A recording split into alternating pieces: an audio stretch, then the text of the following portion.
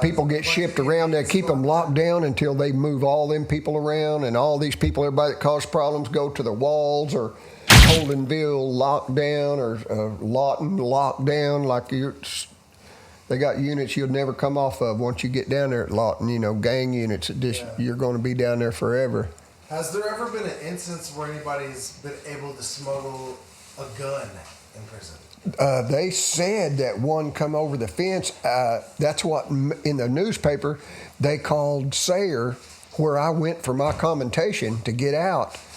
Sayre, they called it the Wild Wild West. It was right there off I-40, so people could just drive out there, and they was doing potato guns, boom, boom, shooting back, whatever would fit in a potato gun over the fence, meth, weed, cell phones, you name it.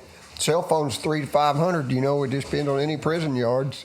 Yeah. Some are more. I've seen them go as high as $1,300 for a little old flip, AT&T flip with a $50 card. You had to buy the $50 card, but buy a card you could talk all month for $50. Yeah. Oh, people that might make that much money the next weekend because they could get a visit and have somebody bring them something, and then they'd sell the drugs, and so. Yeah. They'd pay whatever they had to get a phone. So but you'd heard like a rumor that there'd been a gun smuggled in? Yeah, there had been. They got it. They busted the gun out there at Sayre. I was already out. I had just got out when I heard it. I thought, boy, that place is. Because everybody was saying, Harlan, I would have got to go there, but I'd been at Granite and had a relationship with a prison. Bought my boss in the kitchen. I had a relationship with her. She was half Puerto Rican, half Cuban. I remember you showing me her. Yeah, and we fell in love with each other, and I'd fix biscuits and gravy, and we'd eat biscuits and gravy every morning. She started getting a little too heavy, so we had to cut back on that. That'll do it. But yeah, I got shipped from that. So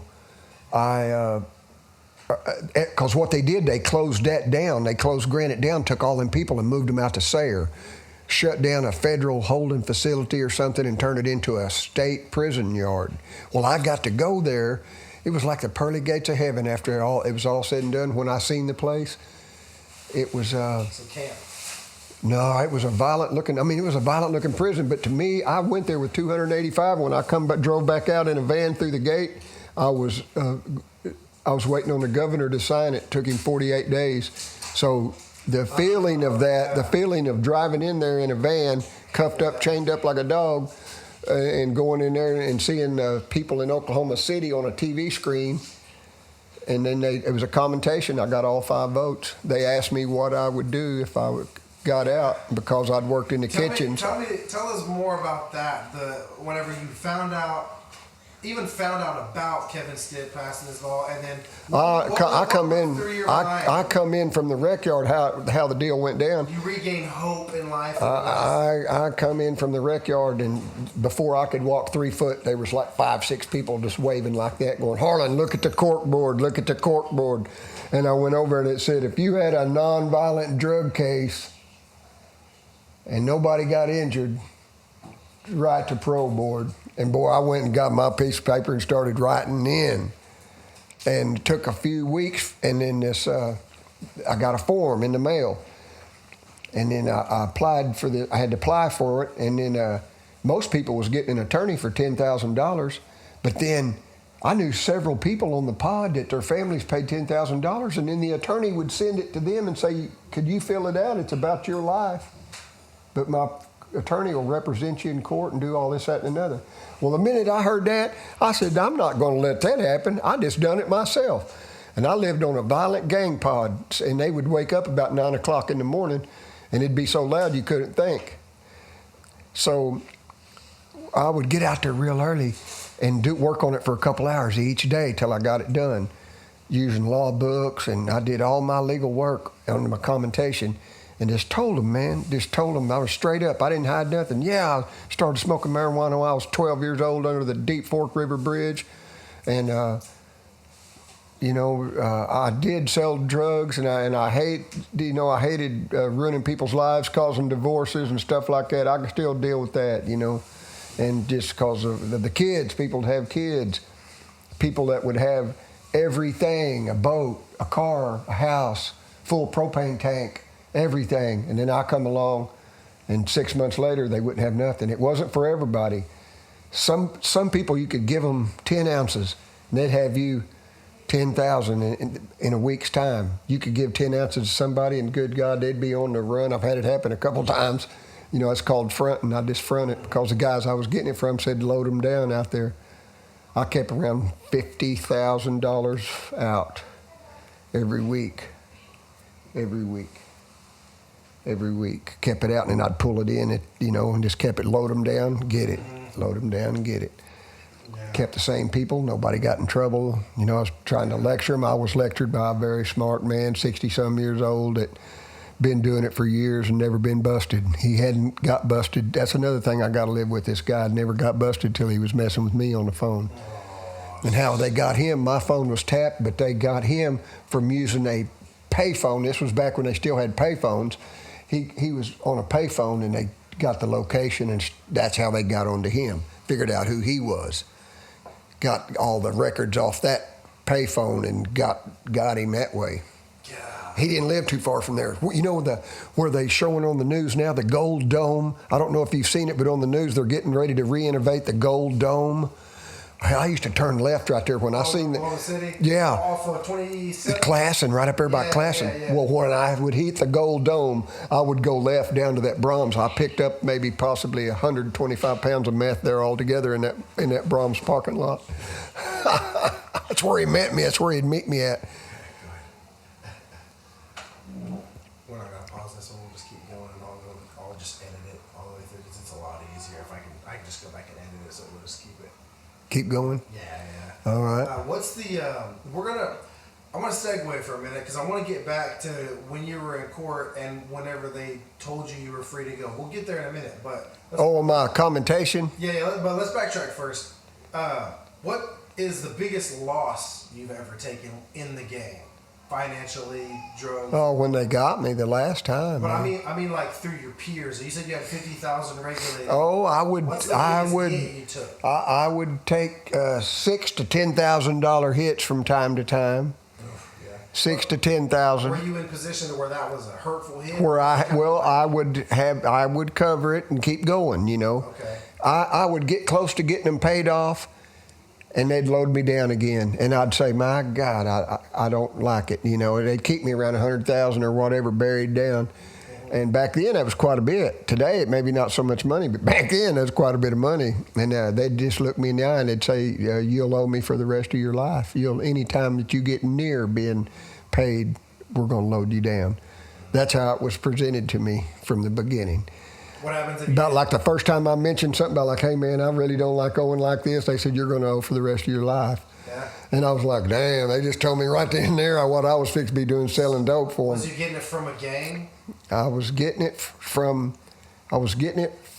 some rooster fighters. Some rooster fighters. Old time ones. They're not in the game no more, you know, but that's how some of the people that. I'm sure there's probably still some other ones in the game in rooster fighting because that's we don't have to name names. But anyway, yeah, I mean, we all would know what happened if you didn't pay him back, obviously.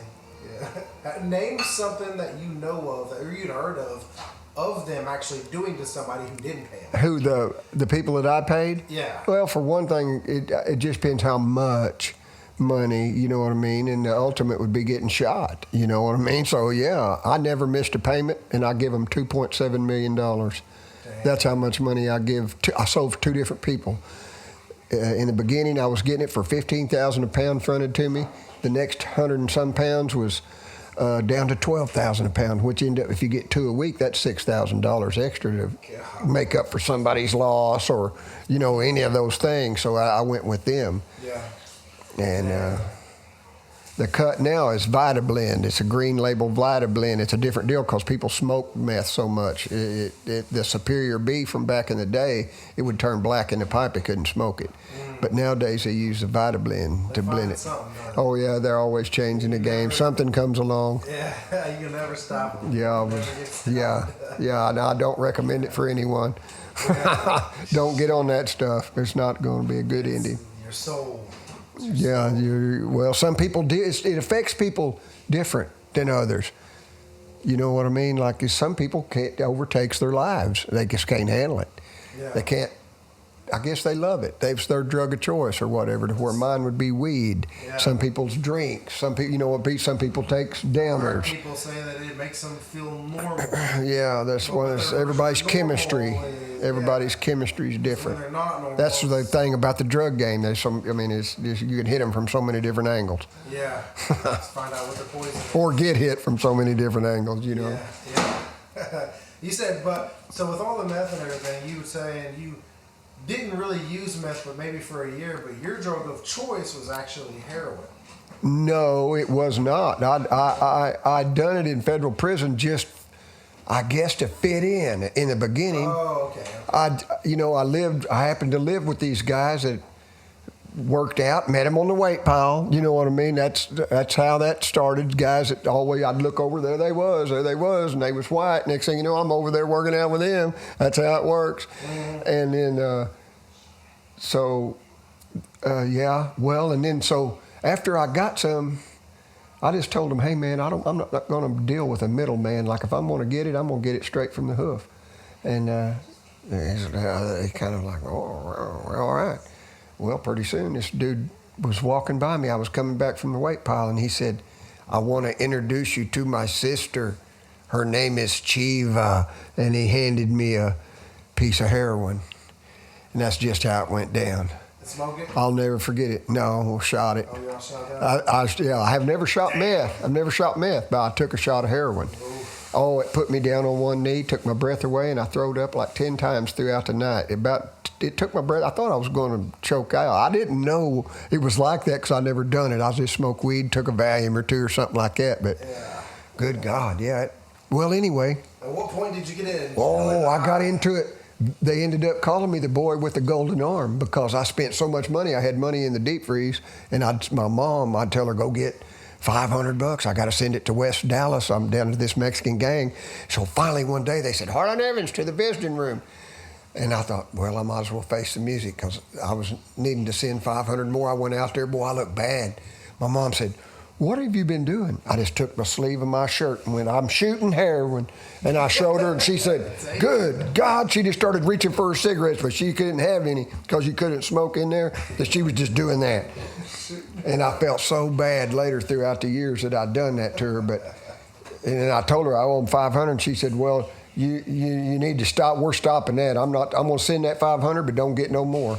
And when I went back, I had to tell them, man, it's over because I said, I just can't do it no more. But I'd get everybody in the room high. It wasn't just me. Everybody was strung out. They love you. Yeah, but I didn't like it, so it was easy to walk away from it. Right. You know, and luckily not to have hepatitis C or whatever, you know. Sharing a needle. Yeah. Oh, yeah, you got to get a needle from the infirmary. Somebody will get one some kind of way and go from there, wash it out with bleach and different things. But yeah, that was back when I was younger, and I just didn't like it. I liked weed. I smoked weed, you know, when I could get it. It's expensive in there. And I didn't get it much. We would get it in federal prison, mainly the holidays. Mainly on the holidays, Thanksgiving, Christmas, and the big deals, maybe 4th of July, when people's coming clean across the country to visit. Because in federal prison, you'll be shipped all over, to where in Oklahoma, it's just Oklahoma. You know, your visitors is all right there.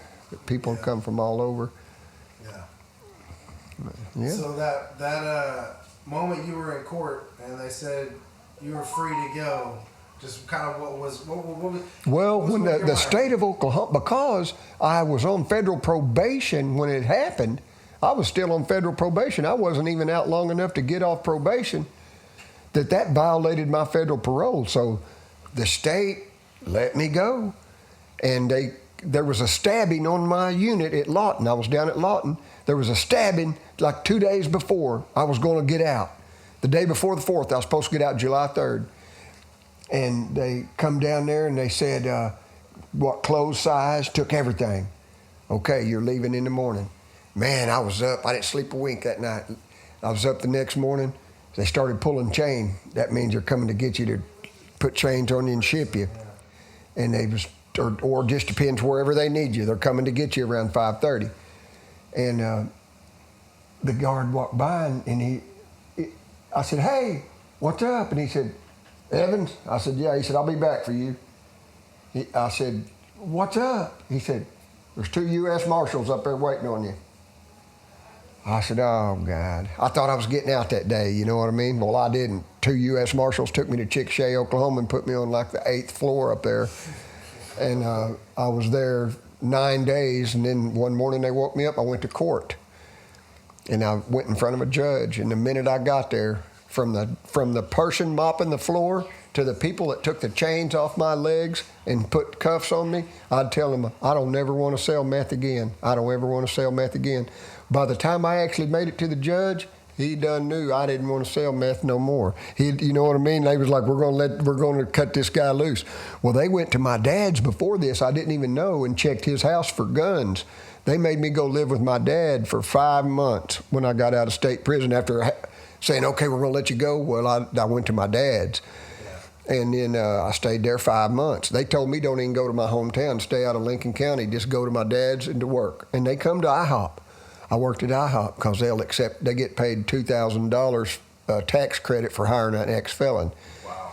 Yeah, so I went there and got a job and did good there. Went all the way to assistant manager and had a hell of a time doing it. That's another story in itself. But, yeah.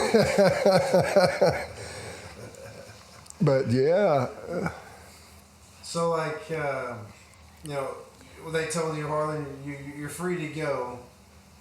So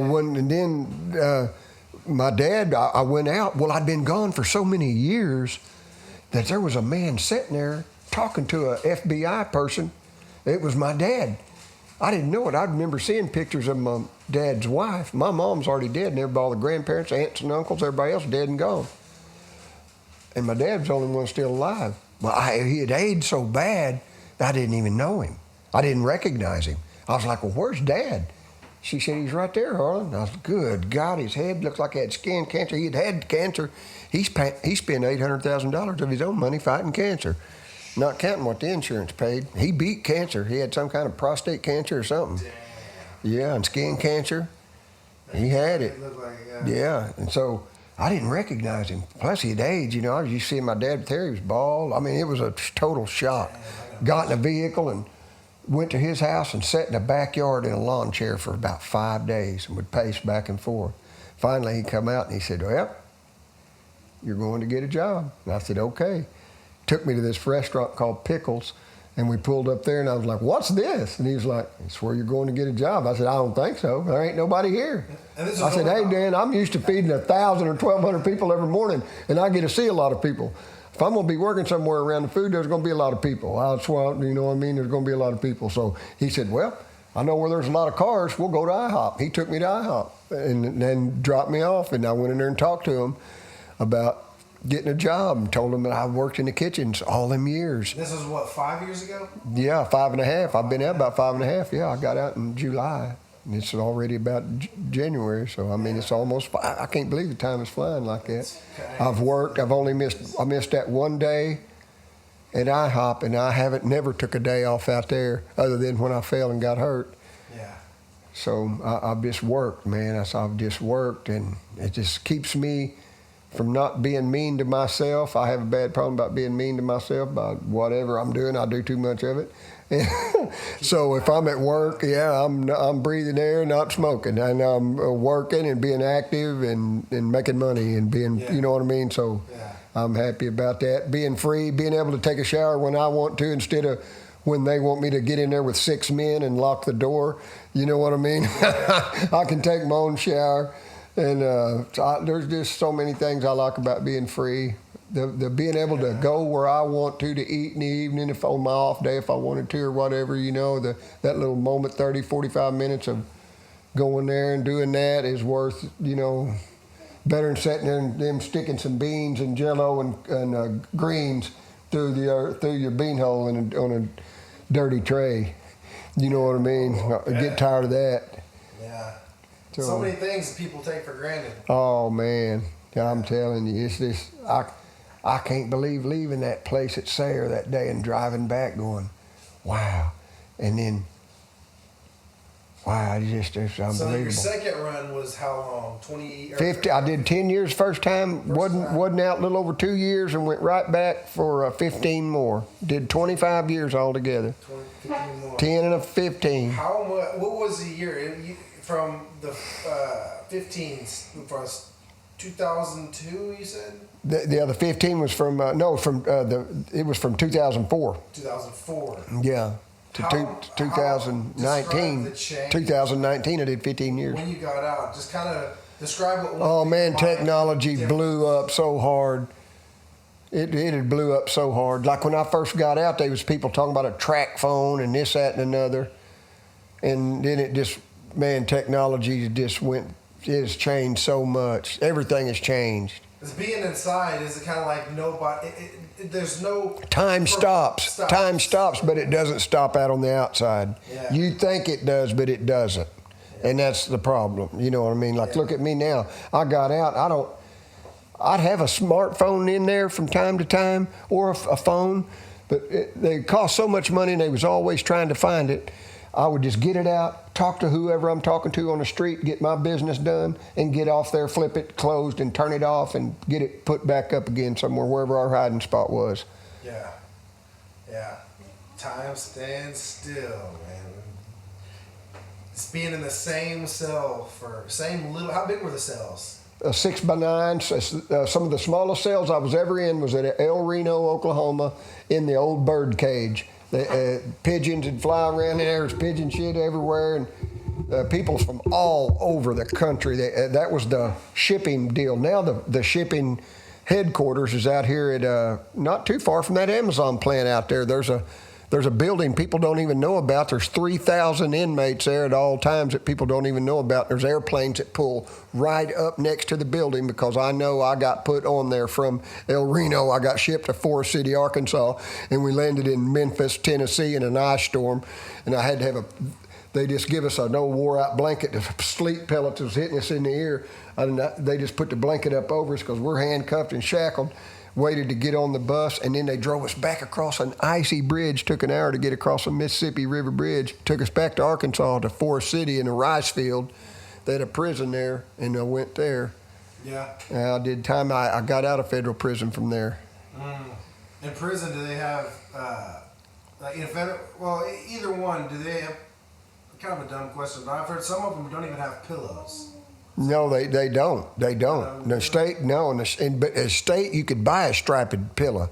I bought one. I bought one at Dick Connor's, but no, they don't give you pillows. Man. If you go to jail, you're not going to have a pillow in there. You might take your blanket. I know county you don't. You have a choice. I use my clothes. Yeah, you have a choice to take your blanket you're going to wrap up on or make a pillow out of it. Most generally, you're going to go for using it as a blanket, especially if the air conditioner's on. So here's something I heard about people that are in there for a long time, not necessarily lifers, but people that are in there for a while, that's their home, right? Yeah. And they get a lot of people in and out, but that cell is their home. What's the bathroom policy for the new guys? Are you allowed to stand up and pee? Oh, yeah. But you're going to wipe that lid off. You're going to take toilet paper and wipe that lid. It's stainless steel. Mm-hmm. Anytime your toilet is in the room that you live in and eat in and everything, you want it to be clean. Yeah. And you know what I mean? And if you want to take a dump, well, you can take a popsicle stick, take and glue it on the wall, and then take another popsicle stick, is where it sticks up like that, and glue it on the wall, and then glue it on the wall over there. Then you take a bed sheet and pull a strip. Then you got a hanging strip. Then you hang. Then you take your bed sheet and throw it over there. Then you can sit there on the toilet, and your cellie can sit over in bed reading a book or whatever. And then when you get ready to start dropping bombs, then you just hit the button. A prison toilet ain't like a free world toilet, brother. It'll pull you down. Sometimes you think you're going to get sucked down, and you just keep hitting it about 8-10 times. Yeah. And then they don't like to smell that shit in there. Yeah, sometimes. Yeah. That's how you don't cut down on it. You know what I mean? Yeah. And sometimes you got to take a bird bath. You'll be locked down for 30 days at a time. Hell no. And then, yeah, that's how you would take a bath. Like I'm just telling you how you put the privacy wall up, but the guard ain't gonna let you keep water it. to take a bath? No, not out of the toilet, out of the sink. It's a sink in the top, but I've seen people keep their toilet so clean that they would wash their clothes in there with soap. Some yards sold boxes of Tide soap, and they would wash their clothes in the toilet. Oh, yeah, I've heard Because of it'd be that clean. I mean, like if it's some people, it's going to be shining, dude. They'll take toothpaste and shine and polish, and like it will be shining. Like you can see yourself when you look down in there.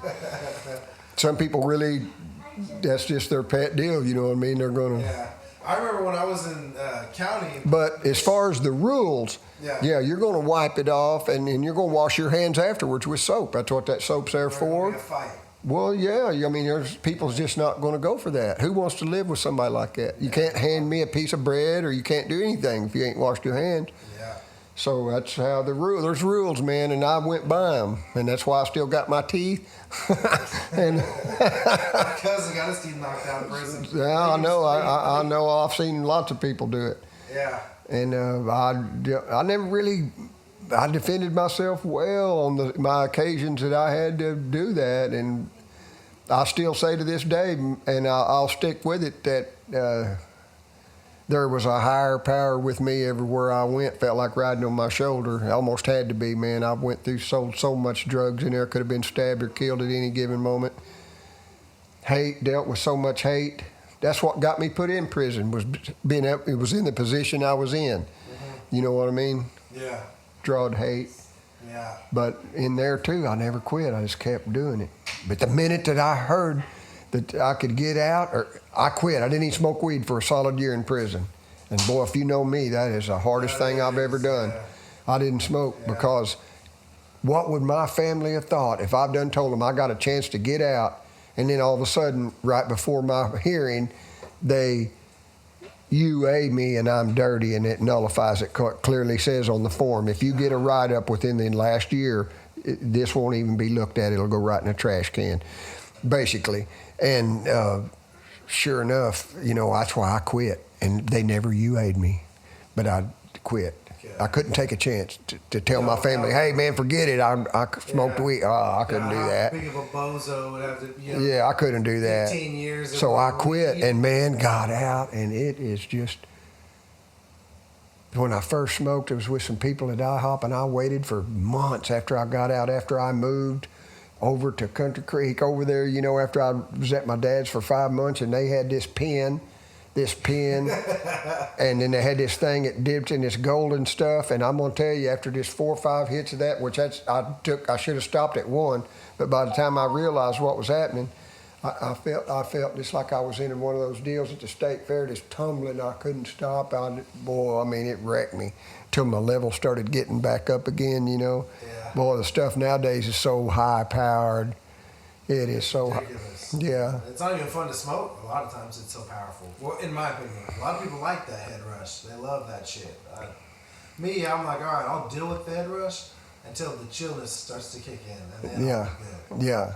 But the thing is as everybody knows, if you haven't smoked for a certain amount of time, the head rush is worse at first, but you continue to smoke, you won't get it as much. Me, when I smoke, I'll smoke, and then I'll just stop. Yeah, I went from not smoking anything to something that was 90%. Yeah, coughing your ass. Which I had read about it when in prison, and even had a poster on my wall at Granite for a little while. It wasn't a poster; it was just a piece of paper out of a magazine that said this stuff will get you cosmically high, and it was a golden goop. It was a golden goop. No, I got a K2 experience that I don't ever want to do it again. Tell us about I seen people